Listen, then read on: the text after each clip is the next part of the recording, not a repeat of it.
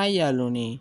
ඔන්න ඉතින් අදත් මම ගෙනාවා මගේ දිනපොතෙන් ආදර්ශමත් කතාවක්. මේක උනේ මගේ යාළුවෙක් මගෙන් කොපි කරන්න ඇහුවා. මං ඉතින් ඒක ප්‍රතික්ෂේප කරපු කතාවක් ගැන තමයි මේ කතාව තින්නේ. ඔයාලා බලලා සතුටු වෙන්න. එහෙනම් දැන් යන් වීඩියෝ එකට.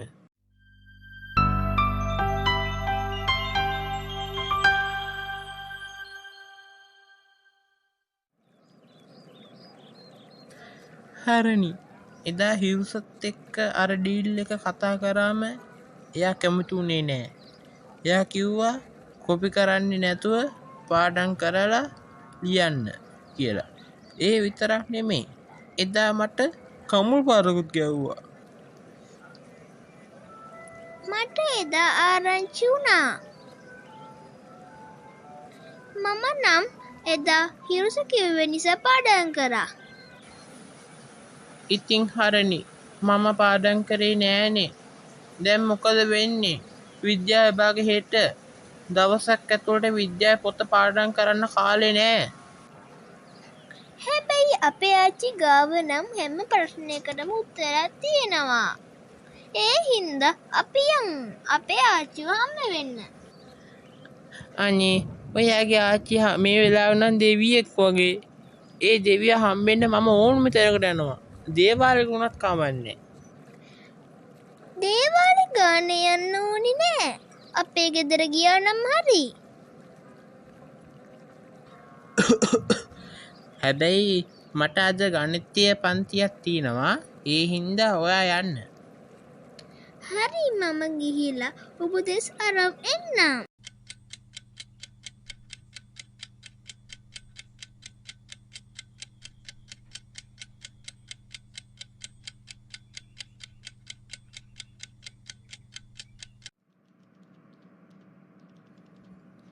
ආච්චි මාර වැඩේනේ. මොකද අද සමීර කොල්ලුවා මොකක් හරි පටලවගෙනද? හෙට විද්‍යා විභාගේ සමීර පාඩම් කරලා නැහැ. සමීර හිරුෂ ගාවට ගිහින් කිව්වා කොපි කරන්න දෙන්න කියලා. හිරුෂ කම්බුල් පාරක් ගහලා කිව්වා කොපි කරන්න නැතුව ගිහින් පාඩම් කරන්න කියලා. එහෙම කිව්ව වෙලාවේ මම නම් පාඩම් කළා. ඒ සමීර පාඩම් කළේ නෑ. අන්න ඒකයි ආච්චි උනේ. දැන් සමීරට හෙට විද්‍යා විභාගේ කරන්න කිසි දෙයක් නෑ. මේකට මොකද්ද කරන්නේ? ඕකටද දුවේ ඔය හැටි කලබල වෙන්නේ.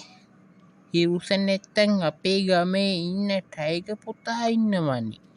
ඒ කොල්ලුවා හැමදාම පාරේ යන්නේ පොත් ගොඩක් අතේ තියාගෙනයි.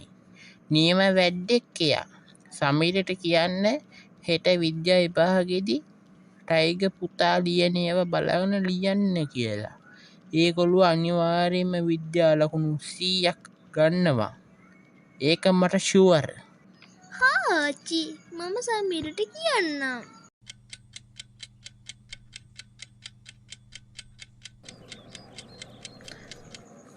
හරණි උපදෙස් ආච්චිගෙන් ඉල්ලන් ආවද? ඉල්ලන් ආව තමයි. හැබැයි සාර්ථක වෙද්දන්නේ නෑ. මුලින් කියන්න බලන්න මොකද්ද ප්ලෑන් එක? ආච්චි කිව්වා ටයිගර්ගෙන් කොපි කරන්න කියලා. ආයි ශප්පා මරුනේ. ටයිගර් කියන්නේ පාරේ ගියත් කනකොටත් හැම වෙලාවෙම පොත අතේ තියාගෙන ඉන්න කෙනෙක්නේ. මට දැන් බය වෙන්න දෙයක් නැහැ. ඒ සමීර හරණි ඒත් කියන්න අවශ්‍ය නැහැ. දැන් මට නිදහසේ නිදා ගන්න පුළුවන්.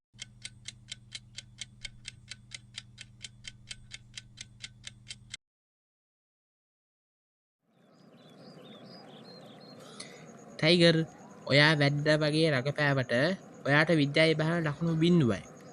ඔයා ලිපිය ලිව්වා මටත් 0යි. ඔයා මෙච්චර කලේ රඟපෑවද? ෂෝරි මචන්. මම පොත් ටික අරන් ගියේ මිනිසුන්ට පේන්නේ විතරයි. මම ඇත්තටම විද්‍යා විභාගයට පාඩම් කරලා තිබුණේ නැහැ. වැඩිහිටියන් දෙන හැම උපදේශයක්ම නිවැරදි වෙන්නේ නැහැ.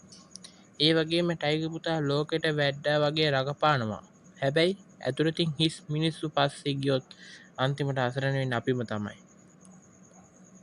යාළුවනි, අනුන්ගේ දේවල් හොරකම් කරලා විභාගෙදී ශාලාවේදී 100ට වඩා තමන්ගේ මහන්සියෙන් ගන්න ලකුණු 10 වටිනවා.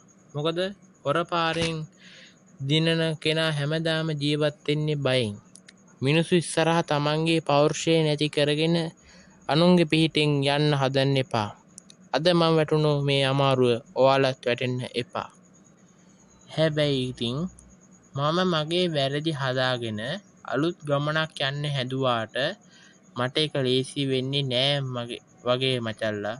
මොකද එක පාරටම මගේ ජීවිතේට කඩාපාත් වෙන්න යන්නේ සුපිරිම කරදර දෙකක්. ඔව්, ටයිගර්ගේ අක්කලා හින්දා අපිට වුණ වැඩේ බලන්න අලුත්ම එපිසෝඩ් එකෙන් හමුවෙමු. දැන් අපිව සබ්ස්ක්‍රයිබ් කරලා වීඩියෝ එක හොඳයි නම් ලයික් කරලා මේ වීඩියෝ එක ගැන මොකක්ද හිතුනේ කියලා කමෙන්ට් එකක් දාන්න අමතක කරන්න එපා. එහෙනම් අද අපි සමු ගන්නවා. බායි.